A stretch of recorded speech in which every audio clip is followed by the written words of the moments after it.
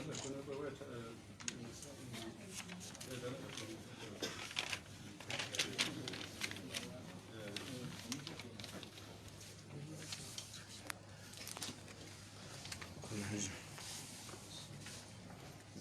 live? Kazama TV isi. Masu biyu live.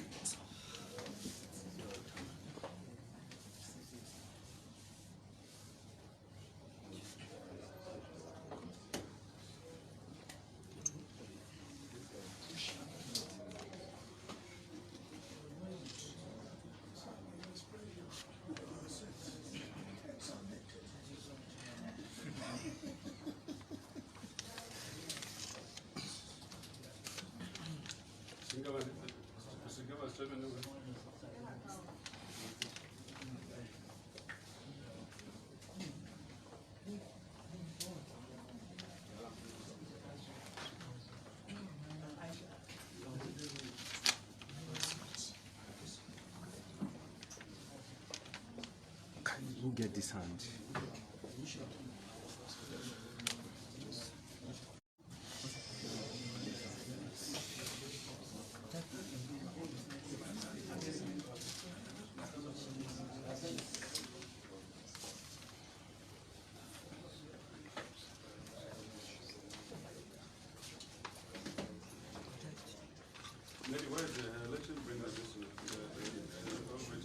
Can I live already?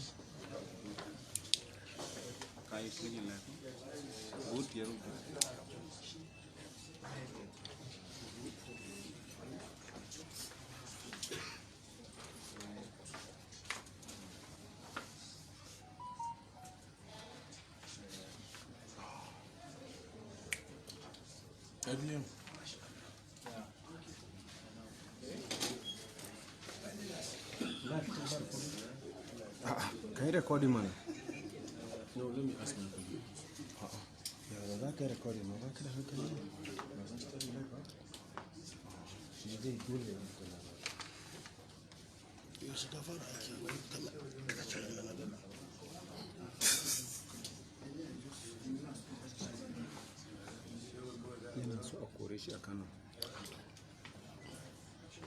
We'll send you back to Benue. The man is coming to my state now.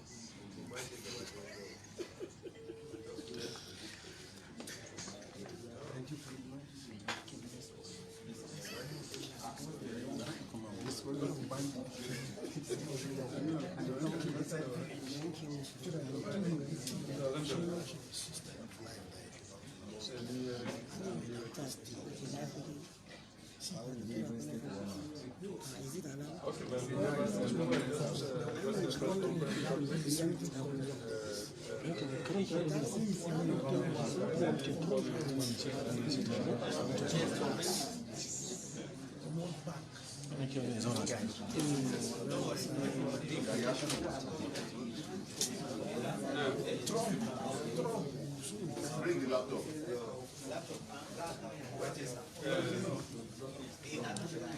Which laptop again? What conference?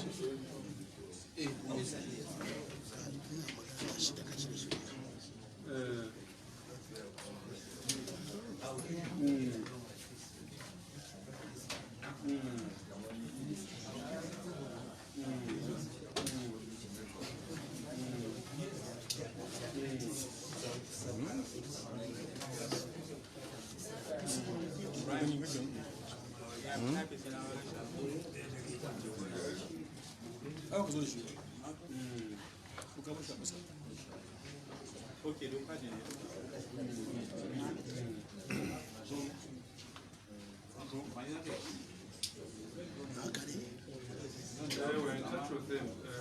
I'm trying to call them back after the conference.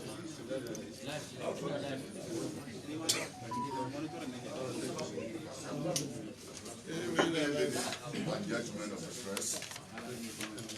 On behalf of the legal team of His Royal Highness Emir of Kano, I'd like to welcome you to this press briefing organized by the legal team of Malam Sanusi,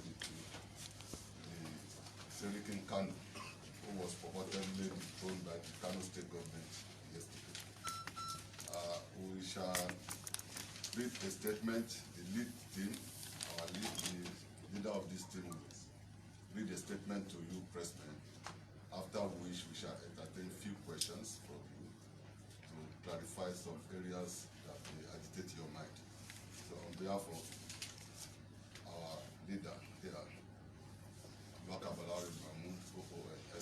I welcome you to this press conference as I call on him to address the press. Thank you. Thank you very much. Please, gentlemen of the press, good evening and welcome to offices.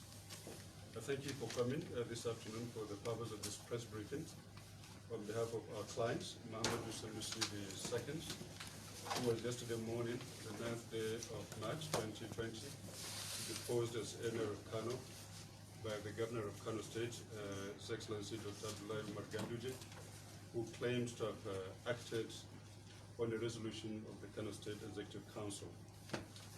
This action, in our view, is illegal and unconstitutional. The Kano State Executive Council, rather the Kano State Emirate Council law, which was recently enacted by Kano State government, does not give the State Executive Council or the Governor of Kano State the powers to unilaterally remove the Emir. The reason given in the letter of deposition of the Emir dated 9th March 2020 was alleged, quote, disrespect to lawful instructions from the authorities, unquote.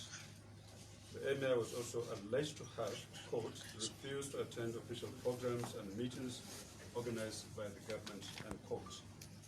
As far as we are aware, there has not been any notice of such disrespect ever given to the Emir or query issued to him for refusal to attend official functions. He was never given any opportunity to defend himself against those charges. Section 13 of the Kano Emirate Council Law 2019, cited in the letter of deposition, empowers the governor to depose an Emir only after due inquiry and in consultation with the State Council of Chiefs. We are not aware of any such due inquiry, nor are we aware that the Kano State Council of Chiefs was at any time summoned to any meeting, much less discuss the removal of the Emir or give any advice to the governor on the deposition of the Emir. Mohammed Sanusi II was the chairman of the State Council of Chiefs, and if such a meeting was summoned, he would have been aware.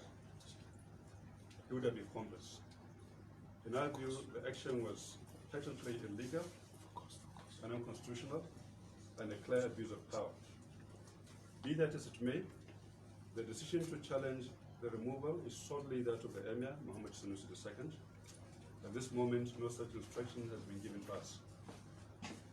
Since the deposition of the Emir, I was at the palace yesterday afternoon in the company of one of my senior colleagues to consult with the Emir. We met him in good spirit and in company of his family and a few associates.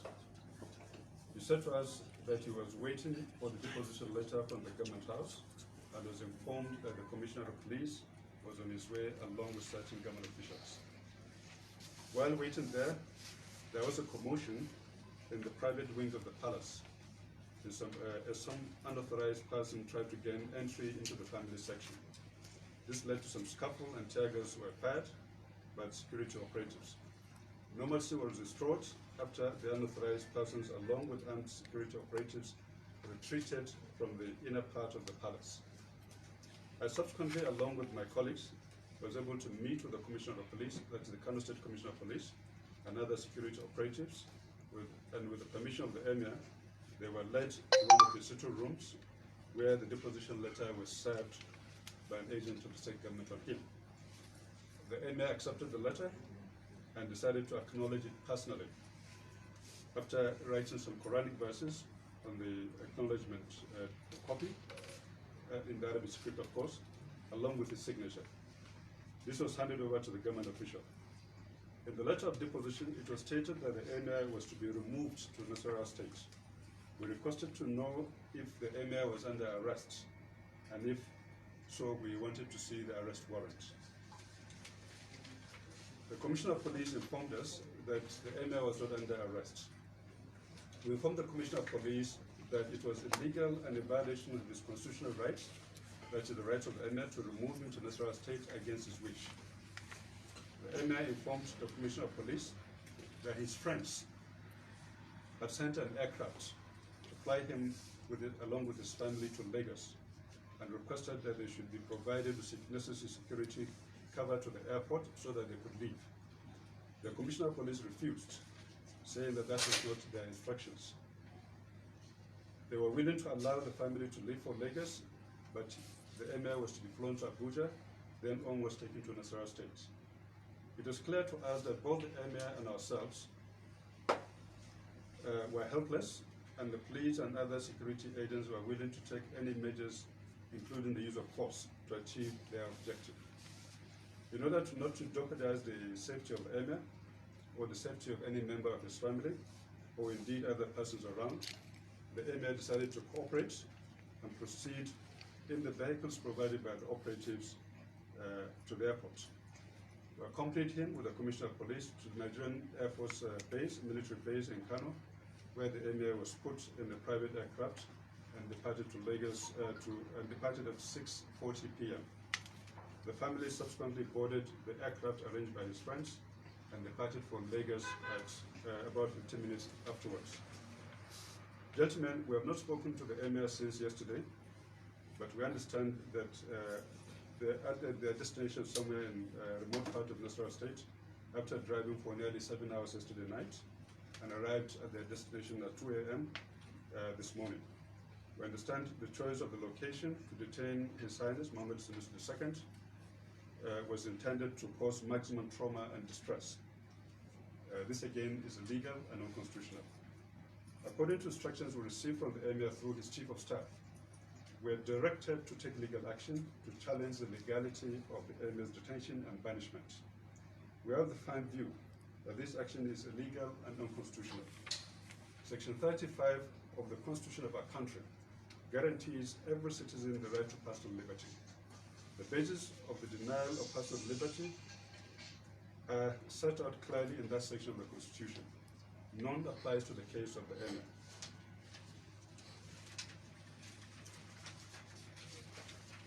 The archaic practice of banishment of deposed emirs, a colonial practice, has no basis under Nigerian law or the Constitution. We are totally perplexed at the resort to this practice in present-day Nigeria by its political leaders. The illegality of this practice was pronounced by the Nigerian Court of Appeal in the case of Attorney General of Kebbi State against His Royal Highness Al-Haji Al-Mustafa Jokolo and others, which is reported in the law report, citation given here, 2013, Law Pavilion Electronic Law Reports 22349/Court of Appeal, where the court pronounced it as illegal and unconstitutional and a gross violation of the rights of the Emir. This is what the Court of Appeal said in that case.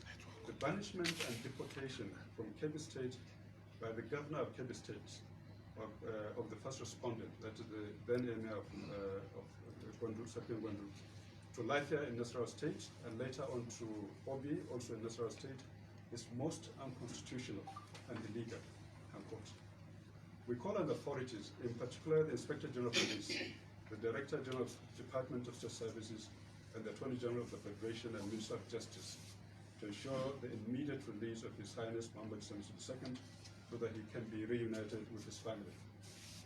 We are concerned about the personal safety and security of His Highness at the remote location where he is being held, and wish to call on all well-meaning Nigerians and the international community to bring their influence to bear to ensure that His Highness Mohammed Sanusi II regains his liberty immediately and to guarantee his safety and security. The legal team of His Highness are working both in Kano and Abuja, and unless he is released immediately, will be taking appropriate legal action. Thank you, gentlemen of the press. This is the statement we're issuing on behalf of His Highness, and we're now ready to take questions. Please introduce yourself and the media. Please.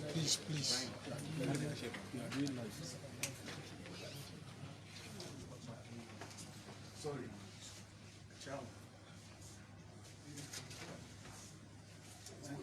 yourself and Who wants to ask questions?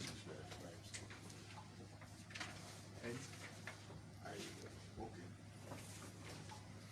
My name is Abdul Mumini. Abdul Mumini. You are disturbing him. I'm supposed to come here, please. Yes. It's up your hand. Takashi. Government not complying with this request, what action being Yes, I've already answered that question. The legal team, both in Kano and Abuja, are already working. And if by tomorrow morning, no good news is received by us about his release, we'll then be approaching the courts appropriately. Yes, yes.